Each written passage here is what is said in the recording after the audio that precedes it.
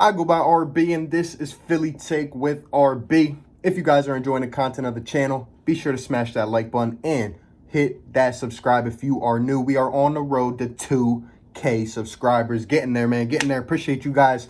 If you guys did not see, last night I was doing a live stream. We talked a lot of Jamal Adams. It was really good, man. Appreciate everyone that came out.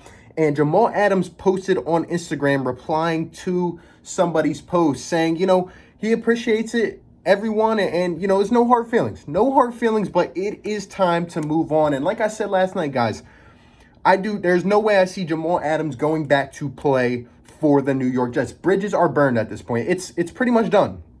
Now, there's been a lot of talk about Jamal Adams and obviously the 7 teams. If you guys see right here, I found this, and basically the teams with the best odds to win the Super Bowl are the teams that Jamal Adams wants to go to, right? He's young, but he is a winner. He wants to win. And we've even heard he would maybe even hold off on an extension in order to win. So a lot of things to look at. Now, I said last night I believe it would come down to 3 teams, in my opinion. Just my opinion. I want to hear your guys' thoughts as well. Comment down below. I think it's going to come down to the Eagles, Cowboys, and Texans, and maybe the Seattle Seahawks.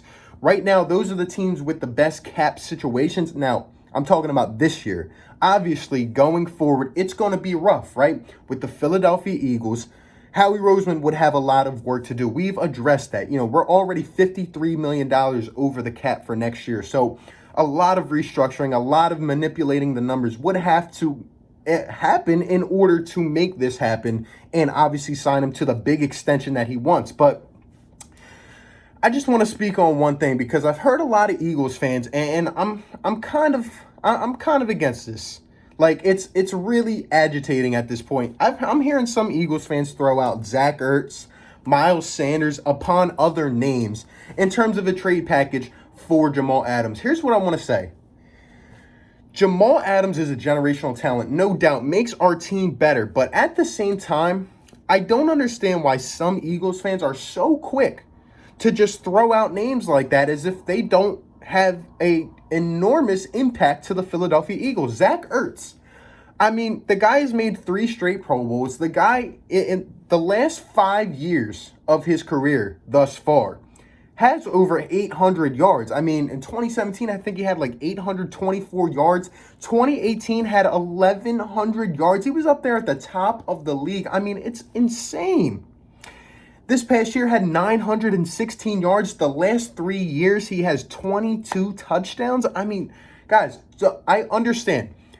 You want to get ahead of the curve in terms of business. It is a business. It's all a numbers game, right?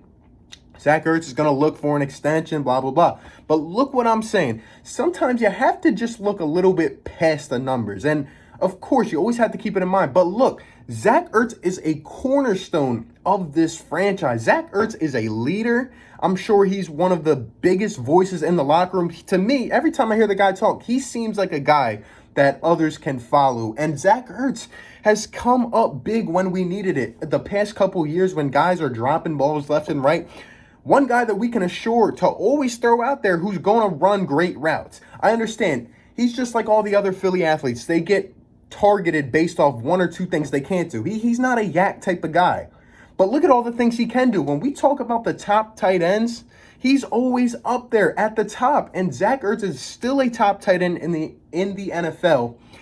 The guy makes clutch catches. The guy literally made 2 of the clutchest catches in Eagles history in the 4th quarter of the Super Bowl. That 4th and 1 from our own 31, 32. He caught it and extended it over to keep that drive going. If he doesn't do that, we don't win that game. If he doesn't catch the game-winning touchdown, we don't win the Super Bowl. Guys, we can't forget these things. We can't just be so quick to just throw them out on the table and say, oh, we got Dallas Goedert. I love Dallas Goedert. Goedert is a top 5 talent-wise tight end in the NFL, in my opinion, already. But is he ready to step into Zach Ertz's shoes, Zach Ertz's responsibilities to be the guy to go out and catch 100 balls a year? I'm not too sure of that yet. So, guys, I understand we're trying to get ahead of the curve. Zach Ertz is 30 years old. But at the same time, to me, he has not peaked yet. He still has at least 4 or 5 solid years left in him. And like I said, he's a cornerstone of the Philadelphia Eagles. Everything he has done everything he continues to do. And he's Carson Wentz's right-hand man. He is his security blanket.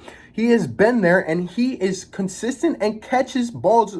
He catches balls. That's the thing, right? We've had all this wide receiver trouble. We've had all this trouble getting guys open and holding on to the ball. Zach Ertz does that consistently. Sometimes you got to look a little bit past the business game of it. And another guy, Miles Sanders, who, without pretty much playing the first third of the season last year consistently, I mean, he almost won Rookie of the Year, like Offensive Rookie of the Year. That Miles Sanders, who really just exploded, and I'm expecting him to explode even more, have a breakout sophomore season, not only on the ground, but out of the backfield. I mean, obviously, I've heard the saying, running backs are a dime a dozen in this league, but there are some that are just different, you know, like Saquon or Zeke. Those kind of backs are different, and I can see Miles Sanders being that type of guy. I know everyone's talking about 2-3 years down the road. Are we going to pay Sanders, Christian McCaffrey type money? McCaffrey's another one. He's just different. Are we going to pay? Why don't we just focus on now? If we're going all in, we need Miles Sanders on this team. We need Zach Ertz. We can run 12 personnel. And with the wide receivers that we now have, who we're hoping can stretch the field, there's so much we can do on this offense. And even having Miles Sanders, we need him here.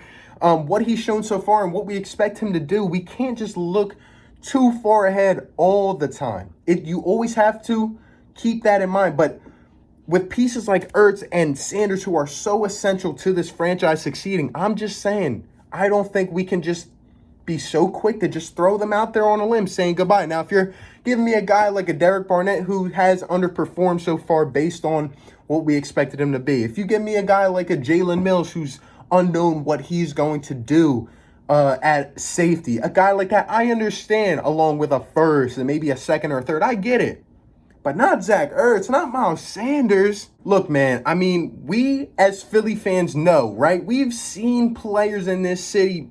We know it best. Maybe we give up on them too quickly, and then they go to another franchise, and they're even more successful, or they go and win a championship. I've seen it way too many times. We know it best. So I would love Jamal Adams on my team. I think it'll be hard either way, given the whole situation, to go ahead and get him. Obviously, you might have to gamble big if you want to get a generation-type talent like Jamal Adams on your roster and then go ahead and sign him to an extension. But overall, me, guys, I'm not giving up Ertz. I'm not giving up Sanders a piece like that. I'm sorry. I'm just not doing it. But again, just my opinion. I'm here to talk and debate, so you guys let me know down below in the comment section. Appreciate you for tuning in. Be sure to like, comment, and subscribe, and I'll catch you on the next one. Peace. Perfect.